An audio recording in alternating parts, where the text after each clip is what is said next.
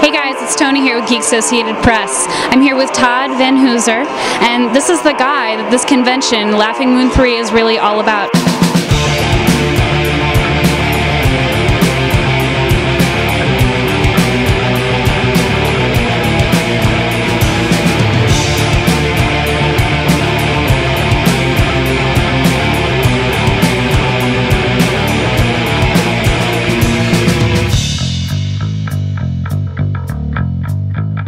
So Todd, it's so great to have this opportunity to talk to you.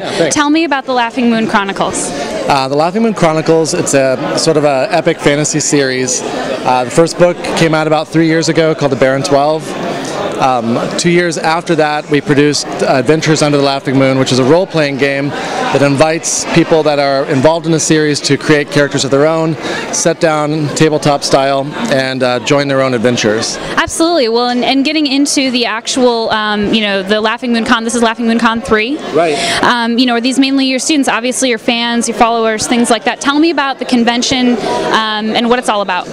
Well, once I started doing this, I brought a team to some of the local conventions.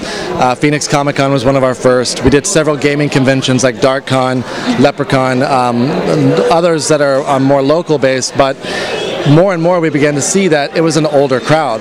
I was one of the youngest people there, and I'm pushing 40. So I couldn't believe it. I was shocked. I didn't understand where were the kids.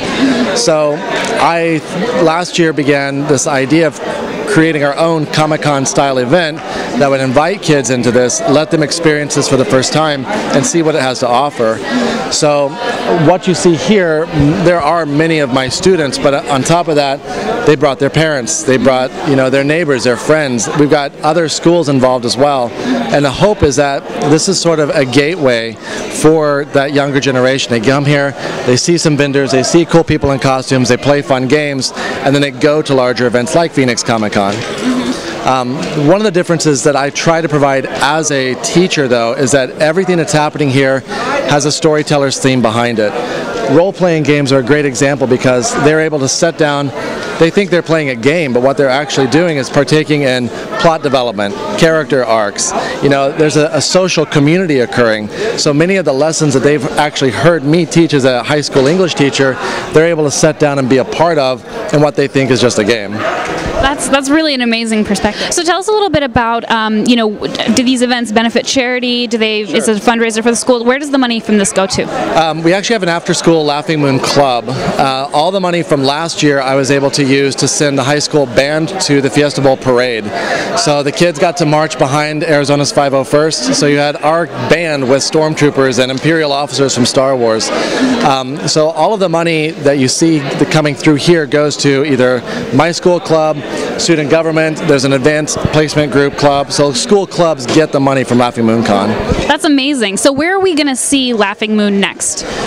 Once we're done with Laughing Moon Con, the actual big convention circuit begins. So we do Amazing Arizona Comic-Con, we do DarkCon, there's a couple of cons in LA that we'll do, and Volcon comes up February. Yeah, we're all excited about that. Yeah, it's going to be great. I think I'm a special guest at Leprechaun this year, and then of course Phoenix Comic-Con coming up. So, excellent. Well, we look forward to it, and thank you so much for your time and for giving back to your community. So this is Toni and Todd here, Laughing Moon Con 3. We'll see you next time, guys.